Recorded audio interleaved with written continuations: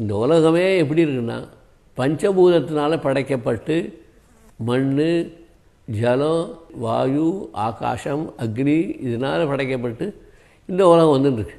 இத்தனையும் உடம்புக்குள்ளே இருக்கானா இருக்குது.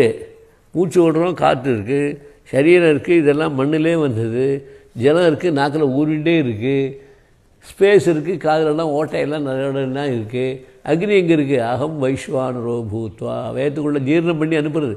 நம்ம சாப்பிட்றோம், சாதங்கள்லாம் கறிகாயெல்லாம் சாப்பிட்றோம், அப்படியே வெளியில் போகல, அதை பக்குவப்படுத்தி வெளியில் வேறு தினசாக அனுப்புறது. அது எது?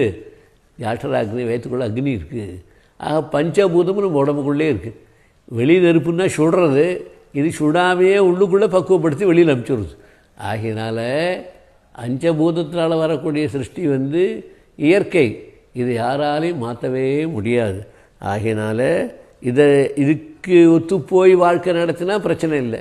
அப்படி இல்லாமல் நான் தான் சாப்பிட்டேனாக்கும், நான் தான் செஞ்சேனாக்கும், நான் தான் அந்த வேலையை முடித்தேன், இந்த வேலையை முடித்தேன், அகங்காரத்தினால பேசுறது இருக்க, அது ரொம்ப தவறானது. எல்லாத்துக்கும் மூலமானது அகங்காரம், ஈகோ ஒழிச்சாச்சுன்னா பாக்கி எல்லாமே முடிச்சிடும். அகங்காரம் மமகாரம் எல்லாம் படுத்துன்னா சௌக்கியமாக நம்ம பாட்டுருக்கலாம். எது வரைக்கும் அகங்காரம் மமகாரம் இருக்கோ அது வரைக்கும் புதுரும் தான், கஷ்டம்தான். அதனால் இயற்கைக்கு விரோதமாக நான் தான் செஞ்சேன்னு சொல்கிறது இருக்கே, அது ரொம்ப தப்பு. நீ செஞ்சாலும் செய்யலைன்னா அது சேவிக்க போகிறது. பஞ்சபூதம் ஒன்று சேவிக்க போகிறது. நீ சாப்பிட்டதை ஜீரணமாக்குறது எது? நீயா? அது உள்ளுக்குள்ளே இருக்க ஜாட்ராக்னு வேலை செய்கிறது. உனக்கு மூச்சு காற்று நீ ஜீவிச்சிருக்கேன்னா யார்? நீயா? அது மூச்சு காற்றுடைய இயற்கையில் அது ஓடின்னு இருக்குது.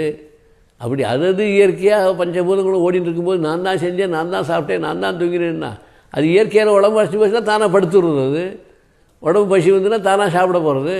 இதுக்கு நான் பண்ணேன் உனக்கு என்ன ரைட் இருக்குது அகங்காரமாக உனக்கு வரத்துக்கு?